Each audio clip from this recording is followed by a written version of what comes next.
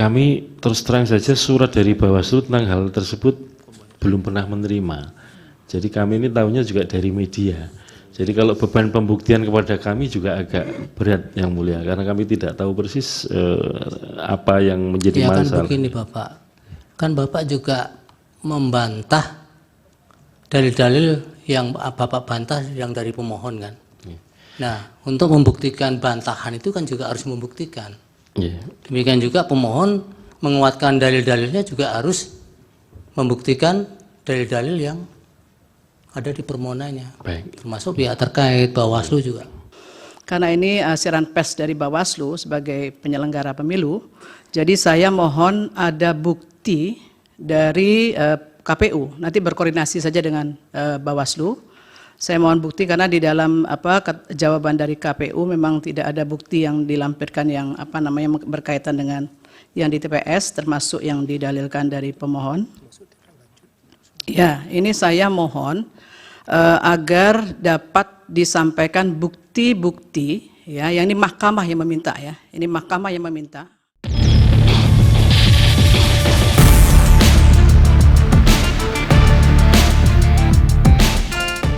Kemudian juga kepada para pihak perlu disampaikan bahwa hari Jumat akan dicadangkan untuk pemanggilan pihak-pihak yang dipandang perlu oleh Mahkamah Konstitusi berdasarkan hasil rapat yang mulia para hakim tadi pagi.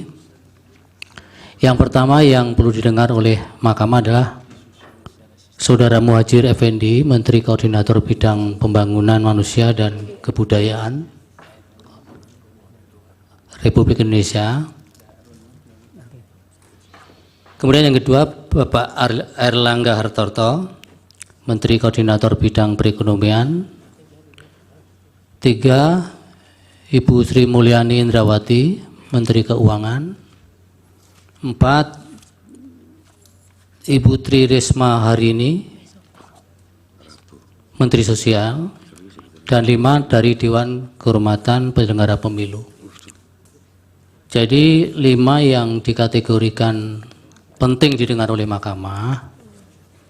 Ini bukan berarti Mahkamah mengakomodir permohonan pemohon 1 maupun 2, karena sebagaimana diskusi universalnya kan badan peradilan yang menyelenggarakan persidangan yang sifatnya interpartes itu kemudian nuansanya menjadi keperpihakan kalau mengakomodir pembuktian-pembuktian yang diminta oleh salah satu pihak.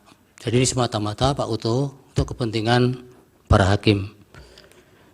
Jadi dengan bahasa sederhana, permohonan para pemohon itu sesungguhnya kami tolak, tapi kami mengambil sikap tersendiri karena jabatan hakim memilih pihak-pihak ini dipandang penting untuk didengar di persidangan. Yang nanti mudah-mudahan bisa didengar di hari Jumat tanggal 5 April 2024. Kemudian catatan berikutnya adalah karena ini keterangan yang diminta oleh Mahkamah, maka nanti pihak-pihak tidak kami sediakan waktu untuk mengajukan pertanyaan. Jadi yang melakukan pendalaman hanya para hakim. Baik. Silakan Prof, sebelum ditutup. Baik, terima kasih Pak Ketua. Begini saya kira untuk yang pemohon 1 sudah selesai saksinya, tetapi setelah saya mencermati jawaban dari KPU, termasuk kemarin keterangan dari Bawaslu, memang dari KPU masih minim ya yang disampaikan tersebut. Sementara saya membaca, nanti mohon diklarifikasi ya, dari Bawaslu bahwa ada siaran pers Bawaslu yang disampaikan 15 Februari 2024 jam 6 WIB, yaitu menyatakan ada 13 jenis masalah di dalam pemungutan suara dan 6 masalah penghitungan suara, yang diantaranya itu adalah 37.466 TPS yang pembukaan surat suaranya dimulai pukul 7, itu juga ada di dalam keterangan Bawaslu. Kemudian ada 2632 TPS yang didapati oleh Bawaslu, ada mobilisasi pemilih.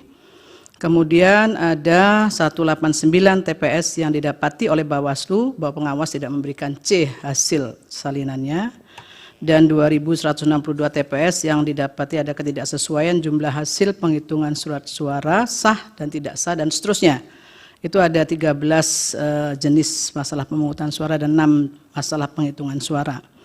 Karena ini siaran pers dari Bawaslu sebagai penyelenggara pemilu, jadi saya mohon ada bukti dari KPU, nanti berkoordinasi saja dengan Bawaslu.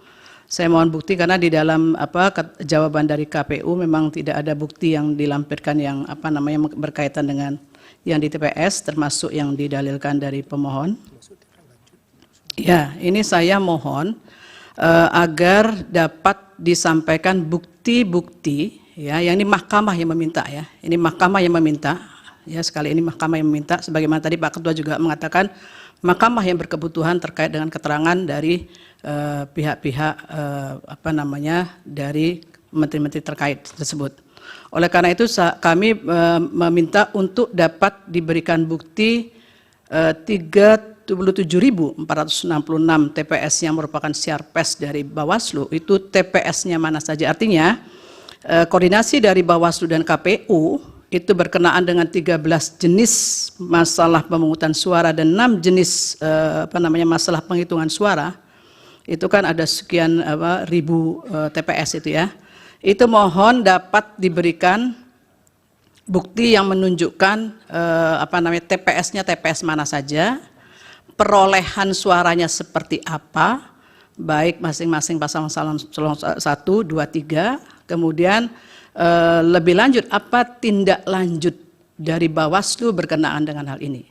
Karena ada beberapa memang didalilkan oleh pemohon 1 dan pemohon 2, tetapi karena ini munculnya dari Bawaslu, sehingga kami yang berkepentingan untuk melihat lebih jauh persoalan terkait dengan apa yang sudah menjadi konsumsi publik tersebut. Jadi mohon itu dapat kemudian diberikan kepada kami, termasuk dari Bawaslu untuk dapat dilengkapi lebih detail lagi ya soal hal tersebut yang sudah disampaikan dari keterangan pers Bawaslu tersebut. Kemudian yang berikutnya, ini memang tadi sudah ditayangkan soal Sirekap, ya, tetapi kemudian ada beberapa dalil-dalil berkenaan dengan TPS-TPS yang muncul karena tidak ada kesesuaian tadi, itu kami juga minta untuk ditindaklanjuti. Ya, jawabannya lebih dielaboratif lagi untuk bisa mendetilkan. Ya, jadi tidak mengatakan sudah selesai begitu, tetapi harus diuraikan lebih jauh. Apa kemudian persoalannya muncul di situ, bagaimana perolehan suara masing-masing pasangan calon, itu penting ya untuk kita lihat bersama, karena ini bisa kemudian kita punya bukti yang lebih komprehensif ya. Saya kira itu saya mohon dapat diberikan tambahan bukti itu. Satu lagi berkenaan dengan Sirekap ini adalah karena dia sebagai satu alat bantu ya, sebagai alat bantu, dan saya mohon nanti bisa ditambahkan keterangan perbaikan yang sudah dilakukan. Dulu kan Pak Hasim kebetulan memahami juga, dulu kan situng, kemudian berkembang sedemikian rupa, berevolusi menjadi Sirekap. Lah perbaikan-perbaikan yang muncul kemudian menjadi Sirekap itu ya, itu apakah kemudian masih ada titik lemahnya di situ, sehingga kemudian dia menjadi sulit sekali untuk bisa diakses. Ya, ini yang kemudian mungkin setelah, kalau tadi sudah melihat yang tayangan tadi, kita lihat itu tidak ada persoalan untuk yang di situ.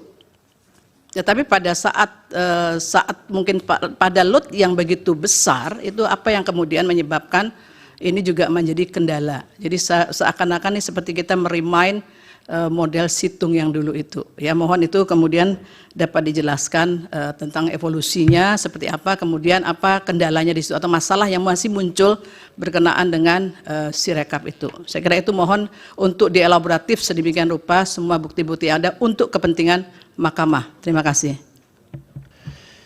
Izin majelis termohon. Sebentar, hakim dulu ada, Pak. Silakan Yang Mulia. Baik, terima kasih Yang Mulia Ketua. Ini saya untuk termohon ya. Tadi dalam keterangan ahli dari Pak Bambang Eko menjelaskan terkait dengan kronologis tahapan pendaftaran paslon dan kesesuaian dengan peraturan perundangan. Kemudian ahli dari Profesor Ridwan menyebut terkait surat KPU nomor 1145/PL dan seterusnya 2023 tentang tindak lanjut putusan MK nomor 90 ini dapat dikualifikasi sebagai instrumen yuridis yang sah. Nah, saya ingin konfirmasi apakah ini surat biasa ataukah berbentuk semacam surat edaran yang bentuk hukumnya Blitzregel. Ini saya kira penting karena kalau dilihat dari tahapan kronologis itu PKPU 19/2023 itu ditetapkan 9 Oktober, kemudian putusan MK 90 itu 16 Oktober, sementara surat PKPU ini 19 Oktober. Lalu verifikasi pendaftaran 25, lalu peraturan KPU yang baru 23 itu merubah 19, ini tanggal 13 November. Hanya mohon konfirmasi itu saja. Terima kasih. Terima kasih Yang Mulia. Pak Azim sekalian tadi mau tanya apa, tapi jawab dulu itu. Yang dari Yang Mulia Prof. Eni dan Terima Pak kasih. Daniel kalau ada kaitan. Terima kasih. Yang berkaitan dengan jawaban kami yang belum detail, kami sudah menyiapkan katakanlah untuk mendetailkan itu dari segi jumlah poin atau jumlah topiknya tetap, hanya saja masing-masing topiknya kami tambahkan untuk penjelasan-penjelasan. Kemudian yang kedua, di dalam daftar alat bukti juga kami tambahkan dengan kolom keterangan penjelasan tentang alat bukti, misalkan surat atau dokumen ini sebetulnya membuktikan untuk apa atau menjelaskan apa. Kemudian yang ketiga, tentang nama-nama TPS yang muncul dalam persidangan nanti akan kami siapkan form C hasil plano yang ada di dalam Sirekap untuk menjadi alat bukti tambahan, berikut direkap di tingkat kecamatan sebagai pembandingnya. Kemudian yang berikutnya soal permohonan nomor 1 dan nomor 2 yang mendalilkan sejumlah pelanggaran atau apapun istilahnya itu pada hari pemungutan dan penghitungan suara yang merujuk kepada rilis Bawaslu. Kami terus terang saja surat dari Bawaslu tentang hal tersebut belum pernah menerima. Jadi kami ini tahunya juga dari media. Jadi kalau beban pembuktian kepada kami juga agak berat Yang Mulia, karena kami tidak tahu persis apa yang menjadi Ya kan masalah. begini Bapak, kan Bapak juga membantah dalil-dalil yang Bapak bantah yang dari pemohon kan. Nah, untuk membuktikan bantahan itu kan juga harus membuktikan. Demikian juga pemohon menguatkan dalil-dalilnya juga harus membuktikan dalil-dalil yang ada di permohonannya. Baik. Termasuk pihak terkait, Bawaslu juga. Terima Baik, kasih. silakan. Ya, jadi nanti yang berkaitan dengan hal tersebut menjadi ruang lingkup tugas wewenang KPU, tentu saja akan kami akan kami detailkan dalam jawaban-jawaban termasuk alat buktinya. Nah, soal yang tadi yang didalilkan oleh pemohon 1 dan perkara 1 dan perkara 2, nanti kami akan koordinasi dengan Bawaslu tentang problem-problemnya, karena kami juga belum tahu, misalkan begini, situasinya temuan ini di lapangan tapi sudah diselesaikan. Nah, kami juga belum tahu. Kami akan diskusikan dulu dengan Bawaslu supaya nanti porsi menjawab kami juga proporsional sebagaimana yang situasi yang di lapangan. Termasuk misalkan begini, di dalam keterangan Bawaslu ketika kemarin menyatakan bahwa dalam pencalonan presiden, teman-teman Bawaslu menyatakan tidak diberikan akses silon presiden pada waktu proses pendaftaran maupun verifikasi. Sebetulnya pertanyaan tersebut juga sudah muncul di dalam putusan, dalam pemeriksaan di KPP, dan kami sampaikan sesungguhnya kami telah memberikan akses silon untuk akun Silon untuk pemilu presiden, pencalonan presiden. Namun demikian sampai dengan batas waktu terakhir teman-teman Bawaslu belum pernah mengaktifasi akun tersebut, sehingga untuk itu juga kami sampaikan. Nah, yang terakhir soal kronologi nanti akan kami periksa di dalam jawaban kami, nanti akan kami akan kami tambahkan soal kronologi tersebut berkaitan dengan terhitung sejak diundangkannya PKPU 19 2023 sampai dengan katakanlah penetapan pasangan calon di tanggal 13 November 2023 yang lalu. Itu nanti akan kami sampaikan. Walaupun sebetulnya keterangan tersebut di dalam persidangan DKPP juga pernah kami sampaikan. Nanti kami sampaikan kembali. Demikian, terima kasih. Baik,